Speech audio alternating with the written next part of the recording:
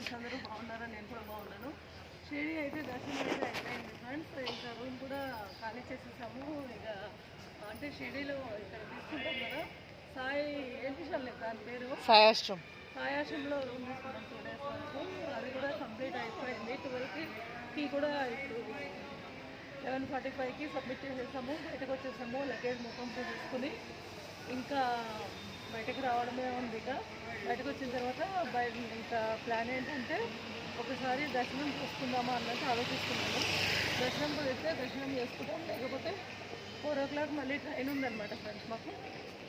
మళ్ళీ ట్రైన్లో బయలుదేరడమే ఫ్రెండ్స్. ఎంత బాగుందంటే ఇక్కడ షిరిడీలో, అంటే ఎక్కువ రష్ అయితే ఏం లేదు కానీ కూల్గానే దర్శనం అంతా జరిగిపోయింది.